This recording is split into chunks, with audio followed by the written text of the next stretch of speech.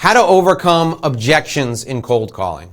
That's the question you asked me. I've got 5 ways you can overcome objections in cold calling, and I also have a 6th thing. It's the magic phrase that will end every cold call on a positive note, whether the customer is surly, cranky, whatever. This phrase, the 6th thing I'm going to share with you at the end of our time together, is the magic phrase that wins every client over. You're going to want to stay with me to the end of the video. I've got 5 steps to overcome objections in cold calling, and then the 6th step is the magic phrase that's going to win everyone over.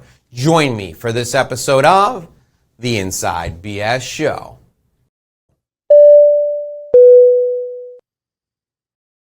Hi, my name is Dave Lorenzo. This is the show that takes you inside business strategy.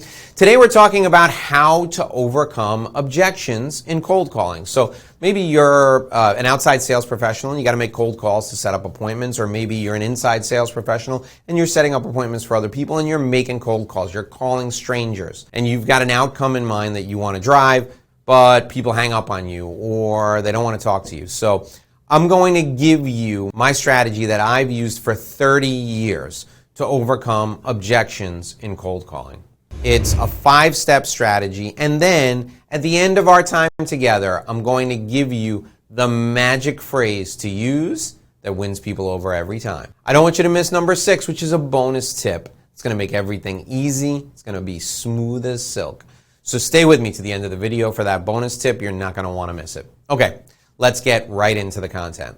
The first thing you do when somebody has an objection and they throw it in your face is just agree with them. Hi, Mr. Smith. Great to speak with you today. Did I catch you at a bad time? Yeah, you did. I'm sure it's a bad time. I know you're busy. I'm busy too. Right? That's all you got to say. I'm sure it's a bad time. I know you're busy. I'm busy too. And then you just keep going. Just agree with them. Hi, Mr. Smith. You filled out a card that said that you were interested in property in the swamps of Florida. Is that true? No, it's not true. Oh, you know what? I'm sure somebody just put your name down, but let me ask you a question. That's the key. Agree with them and use the agreement as a bridge to get to the next point. And the next point is you asking for help. So the first step is to agree and then use that agreement as a bridge. And then the next step is to ask for help. Hi, Mr. Smith. Yes, this is John Smith. Okay, great. Mr. Smith, I'm calling today because you reached out to us and you asked for information about taking a trip to Europe this coming summer. Oh, we're not going to do that anymore. We don't have enough money. I understand. I don't have enough money to take a fantastic vacation like that either. But let me ask you a question. Can you help me out with something? Well, I don't know. I don't really have enough time. I'm sure. I'm busy too. I know you don't have enough time. I promise this is only going to take 15 seconds. I just need your help with something. Would you be willing to help me? Okay, what is it? Right? That's what you're doing. So the second point in the script, you agree with whatever the objection is. The second point is you ask for help. Human nature makes it very difficult for people to refuse someone who asks for help. Mr. Smith, hi, how are you? I'm really busy. I don't know how you got this number. Oh, I'm sure you're busy. I'm busy too. And candidly, I don't know how I got this number either. I just found it here on my desk. But let me ask you a question. Would you be willing to help me? I just need 15 seconds of your time. I got to ask you one question. Would you be willing to help me? That's step 2.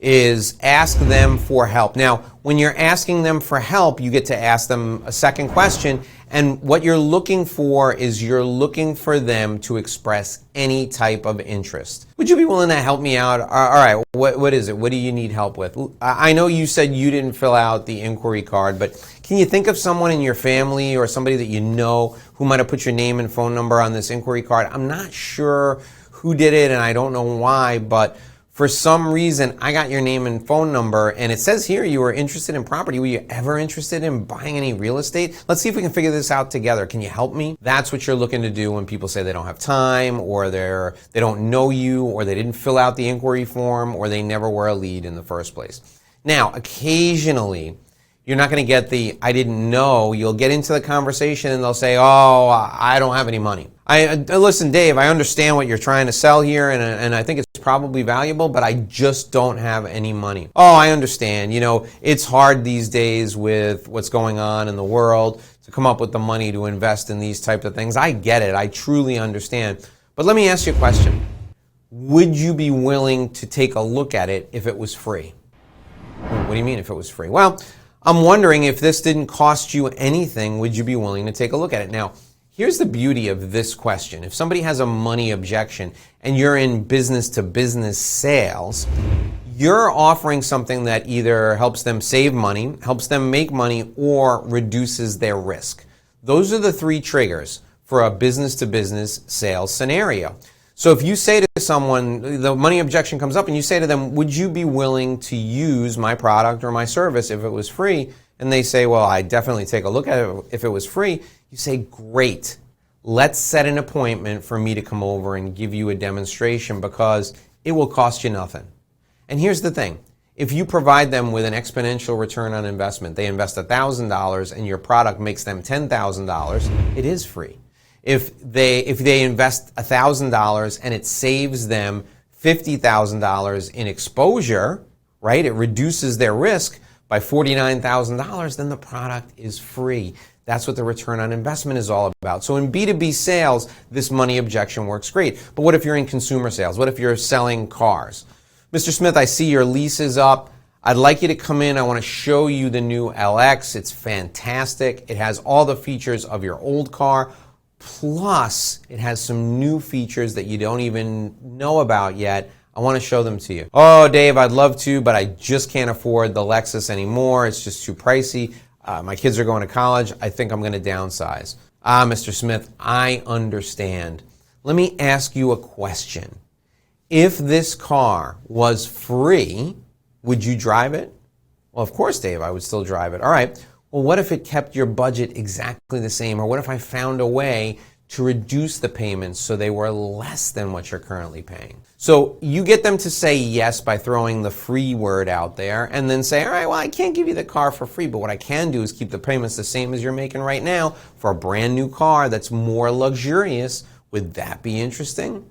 Or what I can do is look at ways to reduce the payments. I have some ideas and there's some incentives from corporate that we can apply right now. We probably can reduce your payments and give you a brand new luxurious car. So when you say the words, what if it was free? In B2B, it really could be free because of the return on investment. In business to consumer with incentives and holdbacks and all kinds of other things, you can probably compete on price. But what you're doing is you're getting agreement and you're keeping the conversation going. So with the money objective, would you be interested if it was free? That tells you that you're in the ball game and they're still emotionally engaged with you and with your product or service. What if they say, Dave, I just don't have time. I just don't have time. Your response is this. I understand, Mr. Smith. I'm really busy too. Let me ask you a question real quick. It'll only take 15 seconds. You don't have time for this call, or you don't have time to come in and look at the car? Well, Dave, I don't have time for both. I understand, Mr. Smith. Here's the thing. I'll get off the phone right now. Let's just make an appointment, and I'll bring the car that I have in mind to your office, and you can test drive it around your parking lot. What'd you think of that? It'll hardly take any time. Take 10 minutes out of your workday. You take a look at it. If you don't like it, you throw the keys back in the car, walk away. What do you think? I don't have time. That's fine. I understand. I don't have a lot of time either. Give me 15 seconds. We'll see if we can work something out so that I can come over and bring the product to you. Or I understand that you don't have time. Let's do this. Let's set an appointment. Let's get it on the books. If something comes up, you let me know. We don't have to keep the appointment. We can reschedule if we need to. But let's do it at your place. I'll come over and see you. Make it as convenient as you can, and then tell them you're not going to keep them on the phone. Disclose your objective. And when you're cold calling, and this is an important point, when you're cold calling, you can have one and only one objective. Most of the time, when you're cold calling to get an appointment with someone. They filled out a card, an inquiry card, or they got on a leads list somewhere, or God forbid, you're calling names out of a phone book. All you want to do is get an appointment to get in front of them. Listen, I don't want to take up any more of your time, just 10 seconds. Get out your calendar. Let's look at a time when we can sit down and save you all this money. Let's look at a time when we can sit down and give you exactly what you were looking for. That's how you handle the time objection. Now, what if they say, listen, Dave, I have no need for your product or service. I'm perfectly happy with what I'm doing. You say, listen, that makes sense. I understand. You're happy with what you're doing. Let me ask you a question. Who are you with? Oh, I'm with XYZ company. Oh, XYZ company. They happen to be an excellent company. They're one of our competitors. I know the entire market. And if I didn't work here, I would be at XYZ company because they're the second best. I just have one quick question, and then I'll let you go. 15 seconds more. If you could change one thing about the work you're doing with XYZ company, what would it be? Oh, Dave, I wouldn't change a thing. Now, there's a good chance they'll give you something they would change. Oh, Dave, I wouldn't change a thing. All right, you wouldn't change a thing. XYZ company is perfect. That's fantastic. Here's what I'd like to do. I'd like to come by and just drop off our information so that you have it on file. You never know what could happen. XYZ company could merge with somebody else. We could buy XYZ company. So I'd like to have a relationship with you. I'd like to maintain that relationship. Let me just stop by and drop off some information. Can I do that? What time are you looking at next week? No need. Okay, if you could change one thing, and then they tell you the one thing they're going to change. Oh, you know, if I could change one thing, what I'd like is I'd like their service to be a little better. Oh, I understand. XYZ company would like their service to be a little bit better. You know, they do a pretty good job. Maybe it's the rep that you're working with. I have a friend who works over there. Can I connect you with my friend and see if you can get better service from them? Now, look what I just did. His objection was he's not getting good service. I know people that work at the other company. Let me make a couple of calls and get you some better service. What am I doing? I'm bonding. I'm building credibility up with that person. He said he was happy. I'm not trying to sell him anything. He says, sure, that would be great. Then I say, okay, great. Here's what I'll do. I'll call my friend now. Can I come over next Tuesday and drop off some information with you? And at that point, I'll make the introduction to the other person that I know at XYZ company so that you can meet someone. What's he going to say? Of course he's going to say yes if he agreed to that. So no money, no time, no need. Those are the three biggest objections. I just gave you some language to overcome them. I also told you how to get in front of people. Now I'm going to give you the magic tip, step number 6, that you should close all your calls with, regardless of whether the call went great or whether the call went crappy. I'm going to give you the closing for every cold call. Whether there's bad objections, minor objections, no objections at all, there's one phrase you should end every cold call with. I'm going to give that to you in just one sec. Before I do, I want you to scroll down, and below this video is a description, of course. You'll see free gift from Dave. In that free gift from Dave, there's a link to revenueroadmapguide.com. That's my gift to you. It is my step-by-step guide to attracting new clients without ever making a cold call. If you don't like making cold calls, all you need to do, download that guide, fill it out, customize it. It is your business plan. It's a business plan you can use right now. You can show it to your boss. You can use it to make more money. Steal it. Take it. It's my gift to you. Enjoy it. All right, here's the phrase that you can use to close any call that will win the person over. Okay, Mr. Smith, but before I go, let me just ask you one thing. Who can I refer to you that would help you grow your business? I mean, I know a lot of people. I make these calls all day long. I visit with people all day long. I'm sure I know someone who could be a great client for your business. Do me a favor. Spend 5 minutes telling me who your ideal client is, and then I promise I will connect you with someone who can invest in your products or services. I want to put some money in your pocket because the hope is that we can have a relationship at some point down the road.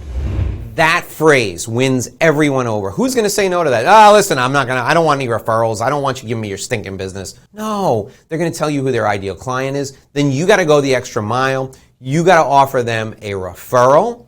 And when you offer them a referral, they will end up doing business with you at some point. I promise you that.